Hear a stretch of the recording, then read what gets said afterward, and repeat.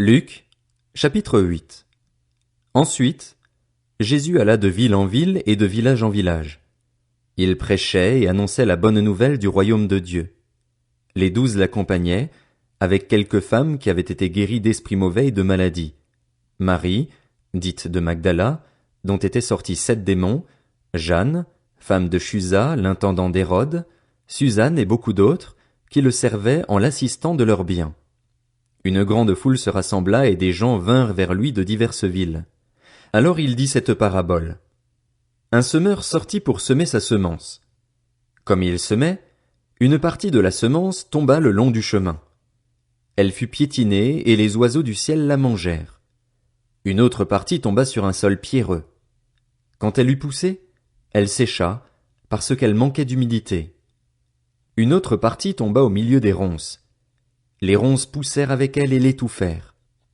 Une autre partie tomba dans la bonne terre. Quand elle eut poussé, elle produisit du fruit au centuple. Après cela, Jésus dit à haute voix, que celui qui a des oreilles pour entendre, entende. Ses disciples lui demandèrent ce que signifiait cette parabole.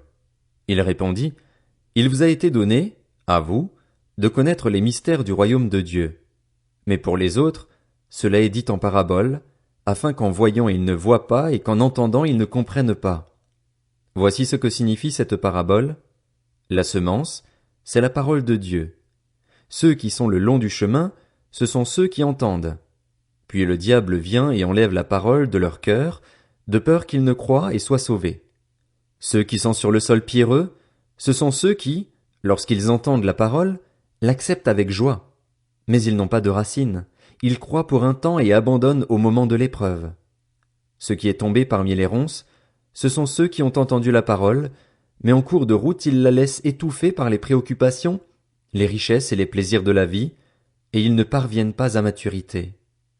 Ce qui est tombé dans la bonne terre, ce sont ceux qui ont entendu la parole avec un cœur honnête et bon, la retiennent et portent du fruit avec persévérance. Personne n'allume une lampe pour la couvrir d'un vase ou la mettre sous un lit, mais il la met sur un support, afin que ceux qui entrent voient la lumière. Il n'y a en effet rien de caché qui ne doive être mis en lumière, rien de secret qui ne doive être connu et mis au jour. Faites donc bien attention à la manière dont vous écoutez, car on donnera à celui qui a, mais à celui qui n'a pas on enlèvera même ce qu'il croit avoir. La mère et les frères de Jésus vinrent le trouver, mais ils ne pouvaient pas l'approcher à cause de la foule. On lui dit, Ta mère et tes frères sont dehors et ils désirent te voir. Mais il répondit, Ma mère et mes frères, ce sont ceux qui écoutent la parole de Dieu et qui la mettent en pratique. Un jour, Jésus monta dans une barque avec ses disciples. Il leur dit, Passons sur l'autre rive du lac. Et ils partirent. Pendant qu'ils naviguaient, Jésus s'endormit. Un tourbillon s'abattit sur le lac, la barque se remplissait d'eau et ils étaient en danger. Ils s'approchèrent et le réveillèrent en disant, Maître, Maître, nous allons mourir. Il se réveilla et menaça le vent et les flots. Ceux-ci s'apaisèrent et il y eut un calme plat. Puis il leur dit, Où est votre foi? Saisis de frayeur et d'étonnement, ils se dirent les uns aux autres, Qui est donc cet homme? Il donne des ordres même au vent et à l'eau, et ils lui obéissent. Ils abordèrent dans le pays des Gadaréniens, qui est vis-à-vis de la Galilée. Lorsque Jésus fut descendu à terre, un homme de la ville vint à sa rencontre. Il avait des démons depuis assez longtemps. Il ne portait pas de vêtements et n'habitait pas dans une maison, mais dans les tombeaux. Quand il vit Jésus, il poussa un cri, se jeta à ses pieds et dit d'une voix forte, « Que me veux-tu, Jésus, fils du Dieu Très-Haut? Je t'en supplie, ne me tourmente pas. » Jésus ordonnait en effet à l'esprit impur de sortir de cet homme, car il s'était emparé de lui depuis longtemps.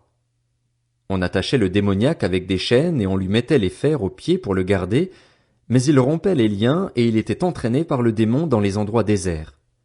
Jésus lui demanda, « Quel est ton nom? » « Légion, répondit-il, car de nombreux démons étaient entrés en lui. Il suppliait Jésus de ne pas leur ordonner d'aller dans l'abîme. Il y avait là, sur la montagne, un grand troupeau de porcs en train de chercher à manger. Les démons supplièrent Jésus de leur permettre d'entrer dans ces porcs. Il le leur permit. Les démons sortirent de cet homme, entrèrent dans les ports, et le troupeau se précipita du haut de la falaise dans le lac et se noya. Quand les gardiens du troupeau virent ce qui était arrivé, ils s'enfuirent et rapportèrent la nouvelle dans la ville et dans les campagnes. Les gens allèrent voir ce qui était arrivé. Ils vinrent vers Jésus et trouvèrent assis à ses pieds l'homme dont les démons étaient sortis. Il était habillé et dans son bon sens. Ils furent saisis de frayeur. Ceux qui avaient été témoins de la scène leur racontèrent comment le démoniaque avait été guéri. Alors tous les habitants du pays des Gadaréniens demandèrent à Jésus de s'en aller de chez eux, car ils étaient saisis d'une grande crainte. Jésus monta dans la barque pour repartir.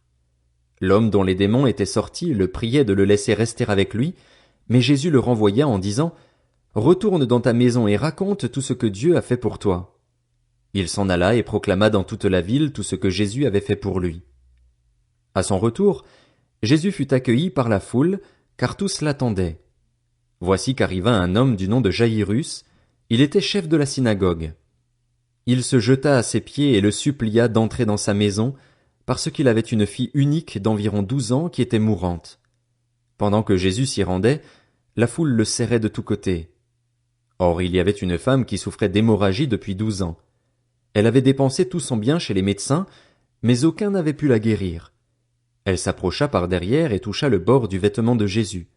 Son hémorragie s'arrêta immédiatement. Jésus dit « Qui m'a touché ?» Comme tous s'en défendaient, Pierre et ceux qui étaient avec lui dirent « Maître, la foule t'entoure et te presse, et tu dis « Qui m'a touché ?»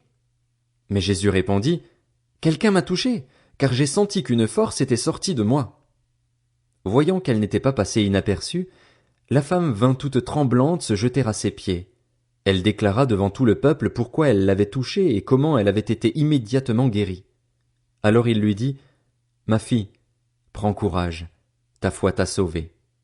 Pars dans la paix. » Jésus parlait encore quand quelqu'un arriva de chez le chef de la synagogue et lui dit « Ta fille est morte, ne dérange plus le maître. » Mais Jésus, qui avait entendu, dit au chef de la synagogue « N'aie pas peur, crois seulement, et elle sera sauvée. » Lorsqu'il fut arrivé à la maison, il ne laissa personne entrer avec lui, sauf Pierre, Jean et Jacques, ainsi que le père et la mère de l'enfant. Tous pleuraient et se lamentaient sur elle. Alors Jésus dit « Ne pleurez pas, car elle n'est pas morte, mais elle dort. » Ils se moquaient de lui, sachant qu'elle était morte. Mais il les fit tous sortir, prit la jeune fille par la main et dit d'une voix forte « Mon enfant, lève-toi !»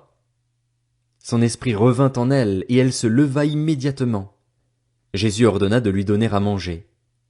Les parents de la jeune fille furent remplis d'étonnement. Il leur recommanda de ne dire à personne ce qui était arrivé.